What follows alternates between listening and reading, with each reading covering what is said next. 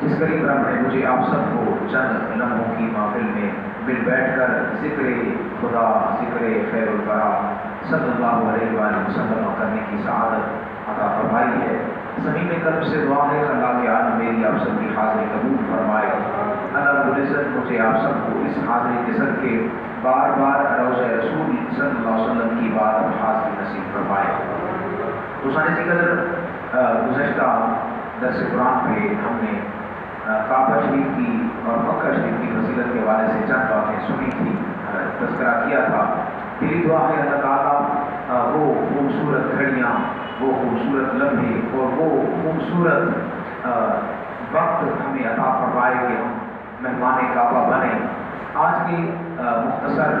ذکر محفل میں ہم انشاءاللہ عظمت مدینہ اور حضور علیہ السلام کی روزے کی حاضری کے حوالے سے چند باتیں میں آپ کے سامنے گزار کروں گا۔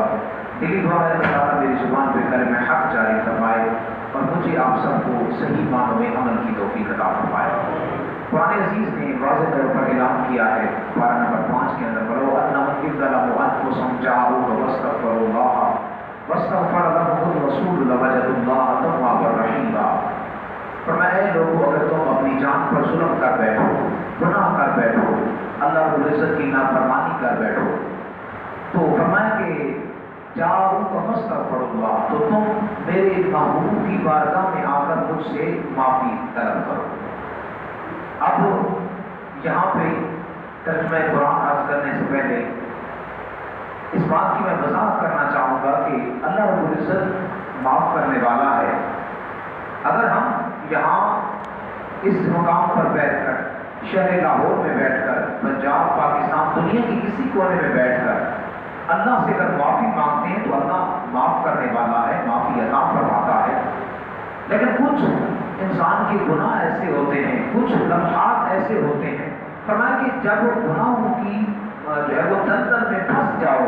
گناہ تمہارے زیادہ ہو جائیں، تو فرمایا اب کیا کرو؟ اب فرمایا میرے محبوب کی بارگاہ میں آ جاؤ۔ اور واستغفر لهم الرسول لوجدوا اللہ توابا رحیما، اور اگر رسول اللہ بھی تمہاری سفارش کر دیں، یعنی تم جب بارگاہ مصطفیٰ میں حاضری دو گے، میرے محبوب کا وسیلہ پیش کرو گے، اور اللہ کے رسول صلی اللہ علیہ وسلم اگر تمہاری جو ہے وہ اس سفارش کو میری بارگاہ میں پیش کر دیں گے تو فرمایا لوجدوا اللہ توابا رحیما، تو فرمایا تم اللہ کو سب سے زیادہ توبہ قبول کرنے والا پاؤ گے۔ بلکہ اللہ رب العزت تو ہر جگہ انسان کی توبہ قبول فرماتا ہے، ہر دعا کو قبول فرماتا ہے۔ پتہ چلا اگر رب کی رحمتیں جس جگہ زیادہ برستی ہیں وہ محبوب صلی اللہ علیہ وسلم کا وہ پیارا مدینہ ہے۔ جس طرح حضور علیہ السلام رہا کرتے تھے، جس طرح حضور علیہ السلام جو ہے وہ بیٹھا کرتے تھے، اپنا جو ہے وہ دن رات گزارا کرتے تھے۔ پچھلے درس قرآن پہ میں نے ایک بات عرض کی کہ جب مکہ سے ہجرت کر کے صحابہ کرام مدینہ میں آئے تو صحابہ کی کنڈیشن یہ تھی، صورتحال یہ تھی کہ صحابہ مکہ کو یاد کر کے رویا کرتے تھے، باہر جنگل میں نکل جاتے مکہ کو یاد کرتے اور رویا کرتے تھے، اور اتنا چیخے مار مار کے دھاڑے مار مار کے روتے، اور کچھ صحابہ جو ہے وہ بخار کی کیفیت میں جسم جو ہے وہ گرم، حضرت سیدنا بلال حبشی، حضرت سیدنا صدیق اکبر رضی اللہ تعالیٰ دیگر صحابہ کرام، حضور نے جب یہ ساری کیفیت دیکھی تو آپ نے اللہ کی بارگاہ میں ہاتھ اٹھا دی، عرض کی اے بار الہ مہربانی فرما، جس طرح ہمیں مکہ پیارا تھا، یا اللہ تیرے خزانوں میں کمی نہیں ہے، ہمارے اس مدینہ کو بھی ہمارے لیے پیارا فرما دے، یا اللہ مدینے کے پیمانوں میں برکتیں عطا فرما، اس کے گھروں میں برکتیں عطا فرما، اور ہمارے دلوں کو مدینے کے ساتھ جوڑ دے۔ یہ باقاعدہ دعا، اور پھر دعا اس قدر قبول ہوئی کہ حضرت سیدنا عمر فاروق رضی اللہ تعالیٰ عنہ، آپ کے غلام حضرت سیدنا نافع رضی اللہ تعالیٰ عنہ، آپ فرماتے ہیں کہ میں نے اپنے آقا حضرت سیدنا عمر فاروق کو 100 مرتبہ دیکھا، پورے 100 مرتبہ، فرمایا اس سے پہلے یا زیادہ وہ ہو سکتا ہے لیکن 100 مرتبہ مجھے پتا ہے، فرمایا جب بھی حضرت سیدنا عمر فاروق کہیں سفر کو جاتے یا واپس آتے سب سے پہلا کام کیا کرتے؟ فرمایا میرے محبوب کی بارگاہ میں حاضری دیا کرتے، حضور کے دور دولت میں حاضر ہوتے، وہاں درود و سلام کی نظریں پیش کرتے، اور پھر حضرت سیدنا انس بن مالک رضی اللہ تعالیٰ عنہ جنہوں نے 10 سال حضور علیہ السلام کی بارگاہ میں خدمت کا حاضری کا شرف عطا فرمایا، اللہ رب العزت نے شرف جو ہے وہ عطا فرمایا، ان کے بارے میں آتا کہ حضرت انس رضی اللہ تعالیٰ خود فرمایا کرتے تھے، فرمایا 10 سال میں حضور کی بارگاہ میں رہا، ان 10 سالوں میں حضور نے کبھی مجھے نہیں فرمایا کہ اے انس تم نے یہ کام کیوں کیا۔ ہم سوچیں ذرا، ہم ایک دن میں اپنے بچے کو کتنی دفعہ ڈانٹتے ہیں، کتنی دفعہ کہتے ہیں بیٹا یہ کام کیوں کر دیا، یہ نہیں کرنا چاہیے، اسے ایسے کرنا چاہیے، فرمایا 10 سال میں حضور کے پاس رہا ہوں، 10 سال میں کبھی حضور نے نہیں کہا کہ اے انس تم نے یہ کام کیوں کیا، اور کبھی یہ نہیں فرمایا کہ اے انس تم یہ بتا کہ یہ کام تم نے کیوں نہیں کیا، کیوں کیا یا کیوں نہیں کیا، فرمایا یہ آپشن کوئی نہیں تھا، بلکہ فرماتے ایک دفعہ کا واقعہ ہے کہ میں حضور علیہ السلام نے مجھے کوئی کام بھیجا تھا، کیونکہ چھوٹا بچہ تھا، میں باہر نکلا گلی میں بچے دیکھا تو میں ان کے ساتھ کھیلنے لگ گیا، ان سے جو ہے وہ بات چیت شروع ہو گئی، اتنے میں تاجدار مصطفیٰ صلی اللہ علیہ وسلم تاجدار ختم نبوت تشریف لائے، میرے کندھے پر ہاتھ رکھ کے فرماتے ہیں انس کھیل رہے ہو، اچھا فرما جاؤ جو کام کہا تھا وہ کام ذرا کر کے آ، کتنا خوبصورت انداز تھا، ذرا ہم تصور کریں کہ اگر ہم ہوتے اور دیر ہو جاتی تو ہم جو ہے وہ زمین و آسمان ایک کر دیتے، ہمارے غصے کی انتہائی نہیں ہوتی کہ بچہ نے بات نہیں مانی، تو سانے سے قدر ہمیں بارگاہ مصطفیٰ صلی اللہ علیہ وسلم سے اپنا تعلق جوڑنا ہوگا۔ حضور علیہ السلام کی پیاری مسجد نبوی شریف، حرم شریف کے بارے میں آپ نے علماء سے سن رکھا ہے، جو بندہ حرم شریف میں ایک نماز پڑھتا ہے اللہ اسے 1,00,000 نمازوں کا ثواب عطا فرماتا ہے، لیکن حضور علیہ السلام نے اپنی مسجد کی فضیلت بھی بیان فرمائی، فرمایا میرے صحابہ میری مسجد وہ ہے جس مسجد میں بندہ ایک نماز پڑھتا ہے اللہ رب العزت ایک نماز کے بدلے اسے 50,000 نمازوں کا ثواب عطا فرماتا ہے، اور حضور علیہ السلام کا وہ فرمان آپ نے علماء سے سن رکھا ہے، حضور نے فرمایا جس نے میری قبر کی زیارت کی، میرے پاس آیا میری قبر کی زیارت کی، فرمایا میرے اوپر واجب ہے کل قیامت کے دن اس بندے کی شفاعت کر کے اس کا داخلہ جنت میں کرواؤں گا۔ تو آج لوگ کہتے ہیں کہ حضور علیہ السلام کے روزے پر نہ جائیں، کعبہ شریف چلے جاؤ، وہاں طواف کراؤ، حج کراؤ، کیا ہوا اگر مدینے نہ جاؤ گے تو کچھ نہیں ہوگا۔ ایک اور روایت طبرانی کے اندر حضرت امام طبرانی نے موجب الکبیر کے اندر آپ فرماتے ہیں کہ حضور علیہ السلام نے فرمایا کہ جس نے اللہ رب العزت کے گھر کا حج کیا، طواف کیے، چکر لگائے، صفا مروا پر دوڑیں لگائیں، اور یہ سارے وہ ارکان ادا کرنے کے بعد فرمایا وہ میری زیارت کو نہ آیا، فرمایا اس بندے نے میرے ساتھ زیادتی کی ہے، میرے ساتھ جفا کی ہے، حضرت سیدنا مفتی احمد یار خان نعیمی رحمۃ اللہ علیہ اس حدیث کی شرح کے اندر فرماتے ہیں، فرمایا کہ اس کا مطلب یہ ہے کہ اہل ایمان کے لیے، اہل محبت کے لیے ضروری ہے کہ وہ جب رب کے گھر کو جائیں تو رب کے گھر کا طواف کرنے کے بعد، حج کرنے کے بعد، ایمان والے کے لیے ضروری ہے کہ وہ بارگاہ رسالت مآب میں جا کر اللہ کا شکر ادا کرے، یا اللہ تیرا شکر ہے تو نے اس نبی کے صدقے ہمیں کرنے کی دولت عطا فرمائی۔ تو سانے ذکر حضرت امام مالک رضی اللہ تعالیٰ عنہ، کون نہیں جانتا امام مالک کو، 40 سال حضور کے روضے کے چھاؤں کے نیچے درس حدیث بیٹھ کے پڑھایا انہوں نے، لیکن ان کے بارے میں آتے کبھی مدینہ شریف میں سواری پر سوار نہیں ہوئی۔ حضرت امام مالک کے بارے میں آتے کبھی سواری پر نہیں بیٹھے۔ اچھا، جب بھی آپ جو ہے وہ آپ نے بیت الخلاء جانا ہوتا، واش روم کرنا ہوتا تو مدینہ سے باہر چلے جاتے، اچھا پیدل چلا کرتے تھے، اور گلیوں میں جب چلتے تو دیواروں کے ساتھ جو ہے وہ لپٹ کر چلا کرتے تھے۔ کسی نے سوال کر دیا، امام مالک کیا ہوا؟ جب گلی میں چلتے ہو دیوار کے ساتھ لگ کے چلتے ہو، پاؤں میں جوتے نہیں پہنتے، سواری پر نہیں بیٹھتے۔ حضرت امام مالک رضی اللہ تعالیٰ عنہ سے آنسو جاری ہو گئے، فرمایا یہ میرے محبوب کا شہر مدینہ ہے، اور میں کسی جگہ اپنے پاؤں کو جو ہے وہ جوتی پہنی ہوئی اور جوتی کے ساتھ قدم رکھوں اور وہیں شاید میرے محبوب کا قدم لگا ہو، فرمایا دنیا والوں مجھے اس جگہ قدم رکھنے سے امام مالک کو حیا آتی ہے۔ یہ محبت اور ادب کا عالم تھا، اور جب اس انداز سے محبت تھی، اللہ رب العزت نے ان لوگوں کا مقام بھی اس قدر بلند فرمایا ہے۔ حضرت سیدنا بلال حبشی رضی اللہ تعالیٰ عنہ عشق اور محبت کے اندر بے مثال نام کمایا ہے۔ جب حضور صلی اللہ علیہ وسلم کا ظاہری وصال ہوا، حضور اس دنیا سے تشریف لے گئے، تو حضرت بلال حبشی نے مدینہ چھوڑ دیا، دمشق چلے گئے، وہیں جو ہے وہ اپنا گھر بنا لیا، وہیں رہنے لگے۔ اور پھر آپ کو پتا ہے کہ بندہ سچے طریقے سے پیار کرنے والا ہو، اور جو ہے وہ جس سے پیار ہو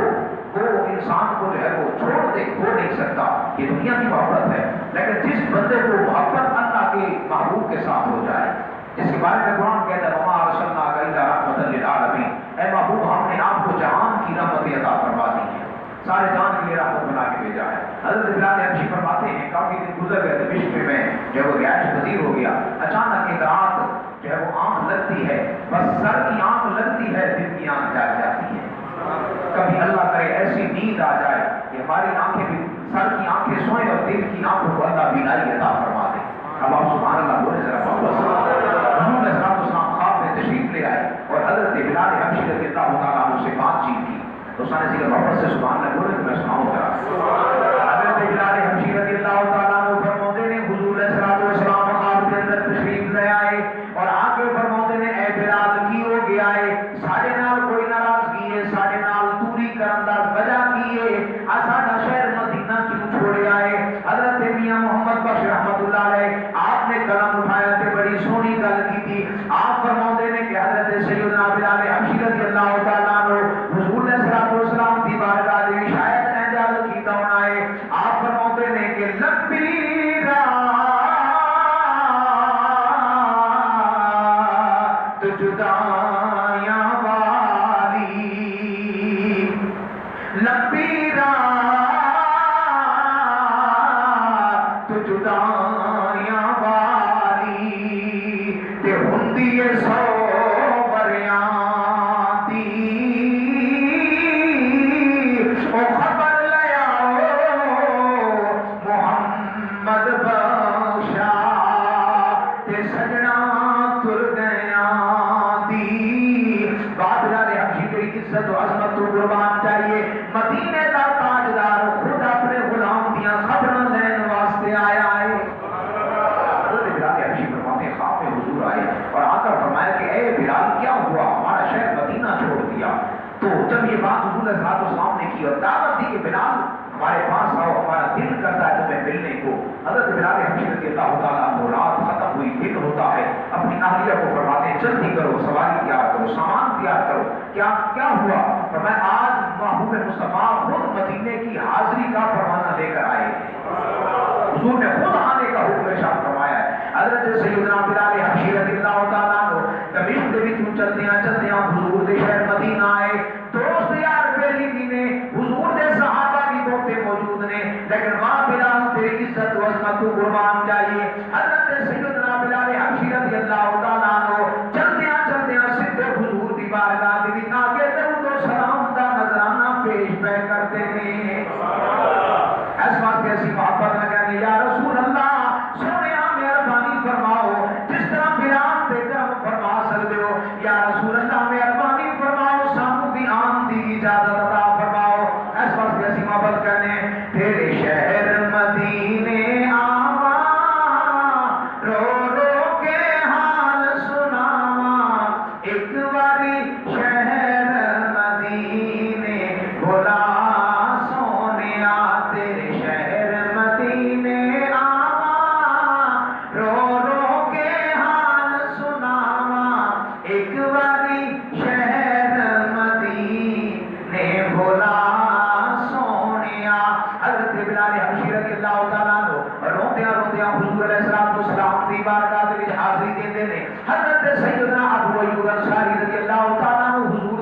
تے موجود نے. حضرت بلال سیدھے آ کے حضور دی قبر انور تے اپنا جسم رکھ دیتے ہیں. حتیٰ کہ مروان آندا ہے, مروان آ کے پوچھتا ہے اے آن والیا تو کون ہے اور تو حضور دے روضے تے حضور دی قبر دے نال کیوں لگیا ہے؟ حضرت بلال حبشی صاحب چک کے کہتے ہیں او پوچھن والیا سوال کرن والیا رک جا, میں کسی پتھر کو نہیں آیا, اللہ کے یار کو لایا ہوں. گویا حضور کے صحابہ کا بھی یہ عقیدہ تھا کہ یہ جو ہے وہ قبر والے, یہ معاذ اللہ یہ بتوں کی طرح نہیں ہے, یہ کوئی پتھر نہیں ہے, کہ اللہ کا محبوب ہے, جہاں بندہ آئے تو اللہ رب العزت دلی سکون عطا فرماتا ہے. اب حضرت بلال حبشی رضی اللہ تعالیٰ عنہ جب حاضری دے چکے اور مدینہ کی گلی کوچوں میں یہ اعلان ہو گیا, بلال آ گیا, بلال آ گیا. حضرت امیر المومن عمر رضی اللہ تعالیٰ عنہ کا دور خلافت ہے. حضرت عمر جلدی سے مسجد میں, دیگر صحابہ مسجد بھر گئی. حضرت امیر المومنین عمر رضی اللہ تعالیٰ عنہ فرماتے بلال, فرمایا جی میرے آقا, جی امیر المومنین, فرمایا جلدی کرو ذرا, وہ وقت نماز کا ہو چکا ہے, ذرا اپنی پیاری لہجے سے پیاری آواز سے ذرا جو ہے وہ آزان سناؤ تاکہ میرے محبوب کا مبارک دور یاد آ جائے. جب حضرت بلال حبشی رضی اللہ تعالیٰ عنہ نے جب یہ سنا کہ مجھے آزان کے لیے کہا جا رہا ہے, حضرت بلال حبشی رضی اللہ تعالیٰ عنہ کی آنکھوں سے آنسو جاری ہو گئے. فرمایا اے عمر فاروق مہربانی فرمائیے, اور جو سفارش کہتے ہیں, جو بات کہتے ہیں کر دیجیے, میں ہر حکم ماننے کو تیار ہوں, لیکن میں حضور کے جانے کے بعد اب آزان نہیں دے سکتا, اور اب آزان دوں اور حضور سامنے نہ ہو, میں یہ کیسے برداشت کروں گا. اس سے پہلے تو جب میں آزان دیا کرتا تھا اور جب میں اشہد ان محمد رسول اللہ پہ پہنچتا تھا, ادھر آنکھ اٹھاتا تھا, مدینے کے تاجدار سامنے نظر آتے تھے. آج کیسی کیفیت ہوگی جب وہ سامنے نہیں ہوں گے. حضور مہربانی فرمائیں, یہ مجھے حکم نہ فرمائیں. حتیٰ کہ سارے صحابہ اصرار فرما رہے ہیں. اتنے میں جو ہے وہ مسجد میں وہ خوبصورت شہزادے آتے ہیں جن کے بارے میں محبوب نے فرمایا ان الحسن والحسین سیدا شباب اہل الجنہ, میرا حسن و حسین جنتی جوانوں کے سردار ہیں. یہ شہزادے جب مسجد میں آئے اور آ کر کہا کہ چچا بلال سارے جہان کو نہ کر دیں گے, کیا ہم جو ہے وہ حضور کے نوازوں کو بھی نہ کریں گے. اب جب حضرت بلال حبشی نے یہ سنا نا تو حضرت بلال حبشی آنکھوں سے آنسو جاری ہے, اور حضرت بلال حبشی رضی اللہ تعالیٰ عنہ روتے کرتے ہیں اے میرے پیارے محبوب دل مبارک نوازو مبارک شہزادو, میں سارے جہان کو نہ کر سکتا, لیکن سونیا تسی تے جنت کے سردار ہو. اللہ نے سانو جنت تواڈے صدقے عطا فرمانی ہے. حضرت بلال حبشی رضی اللہ تعالیٰ عنہ عرض کرتے ہیں تانوں نام نہیں کر سکتا. حضرت بلال حبشی مسجد نبوی شریف کا باہر آزان شروع کی تھی. صحابہ فرماتے ہیں کہ حضرت بلال حبشی رضی اللہ تعالیٰ عنہ آزان شروع کرتے ہیں, ایسا ماحول بنتا ہے جنہیں محبوب کا سانو زمانہ یاد بھی آتا ہے. ایسا لگتا ہے جس طرح محبوب کا زمانہ دوبارہ پلٹ آئے. حضرت بلال حبشی آزان دیتیاں اچانک جب ایسے جملے سے پہنچے ہیں اشہد ان محمد رسول اللہ, ان جملہ سے پہنچنا ہے اپنی نظر اٹھا کے دیکھتے ہیں مدینے کے تاجدار نظر نہیں آؤندے, بے ہوش ہو کے گر جاندے نے. بھٹا گجراتی بڑی سونی گل کرتا ہے. بھٹا گجراتی کہندا ہے عشق تے اگ دونوں ایک برابر, پر عشق دا کم بدھیرا, وہ اگ چلے تے بجھا گے پانی, تے دسو عشق دا دارو کیڑا. جب اپنے جو ہے وہ ہوش و آواز میں واپس آتے ہیں, میرے محبوب کے صحابہ کو عرض کرتے ہیں اے بلال حبشی, اے امیر المومنین, اے محبوب کے نوازو, میں عرض کرتا تھا نا کہ آزان کرنا حکم دیجیے, کیونکہ میں بلال میرا عشق برداشت نہیں کرتا. حضرت بلال حبشی رضی اللہ تعالیٰ عنہ نے حضور علیہ السلام کے روزے پر حاضری دے کر اس بات کا جو ہے وہ ثبوت فراہم کیا ہے کہ اے محبوب کے ایمان والے امتیوں, اگر کوئی محبوب کی بارگاہ میں جاتا ہے, حاضری دیتا ہے, تو وہ کسی پتھر کے پاس نہیں جاتا, اللہ کے محبوب کے پاس جاتا ہے. اور جو ادھر نیت سے چلا جاتا ہے مدینے کے تاجدار اس سے اپنی محبتوں سے اپنی عقیدتوں سے ضرور مالا مال فرماتے ہیں. اس کے بریلی کا تاجدار بڑی سونی گل کرتا ہے حاجیو آؤ شہنشاہ حق روزہ دیکھو, ارے کعبہ تو دیکھ چکے اب کعبہ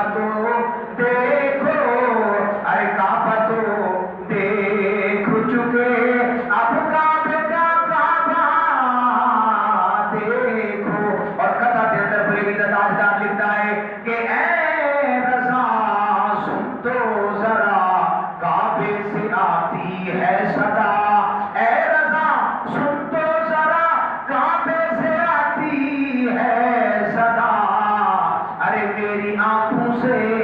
मेरे यार का रोजा देखो। अहले अकीदत का, अहले माकत का, अहले सुन्नियत का ये अकीदा रहा है और ये जो है वो मानना रहा है हुजूर अलैहिस्सलाम के रोज़े की हाज़िरी, हुजूर अलैहिस्सलाम के दरे दौलत पे हाजिर होना और वहाँ जाकर दुरूद व सलाम पढ़ना इस बात की दलील है कि इंसान को अल्लाह और उसके प्यारे महबूब से सच्ची मोहब्बत और सच्चा प्यार है। हुजूर अलैहिस्सलाम ने एक जगह पे फरमाया हयाती खैरुल लकुम व ममाती खैरुल लकुम, फरमाया मेरे सहाबा मेरी जिंदगी भी तुम्हारे लिए बेहतर है, मेरा दुनिया से चले जाना तुम्हारे लिए बेहतर है। आज लोग कहते हैं कि मदीना जाओ तो क्यों जाओ, माज़अल्लाह हुजूर क्या वहाँ पर मौजूद हैं? इस हदीस मुबारक से रोशनी में उन्होंने फरमाया मेरी जिंदगी भी बेहतर है, मेरा दुनिया से चले जाना बेहतर है। तो साहबा ने अर्ज़ की या रसूल अल्लाह आपकी जिंदगी बेहतर है, समझ आ गई, आप मौजूद हैं, हमें मुश्किल होती है आपकी बारगाह में आ जाते हैं, दिल परेशान होता है, आपके चेहरे का दीदार कर लेते हैं, मसला पूछना होता है, हम आपकी बारगाह में अर्ज कर देते हैं, जब आप चले जाएंगे तब क्या होगा? फरमाया जब मैं इस दुनिया से चला जाऊंगा अल्लाह ने जमीन पर हराम कर दिया है कि वो अंबिया के जिस्मों को खाए। फरमाया मैं अपनी कब्र मुबारक में अपनी सेहत के साथ, अपने जिस्म के साथ सलामत रहूंगा। मेरा कोई उम्मती अगर आमाल चंगे करेगा, मैं कब्र में देखकर, कब्र में बैठकर खुश होऊंगा, उसके लिए दुआ करूंगा। अगर कोई आमाल बुरे करेगा, माड़े आमाल करेगा, फरमाया दिल में परेशानी होगी और मैं रब की दुआ बारगाह में दुआ करूंगा, या अल्लाह मेरी उम्मत को अपनी जनाब से हिदायतों का रास्ता अता फरमा। इसलिए हमारी दुआ है अल्लाह रब्बुल इज्जत को मुबारक घर में देखने की तौफीक अता फरमाए, वो मुबारक घड़ियां, वो मुबारक शामें, वो मुबारक रातें और वो मदीने के दरो दीवार जहाँ पे रसूल सल्लल्लाहु अपना कदम रजा फरमाया करते थे। एक साहबी रसूल हुजूर की बारगाह में हाजिर थे, वो मिंबर के साथ बैठे थे, रो रहे थे। तो किसी ने पूछा कि ए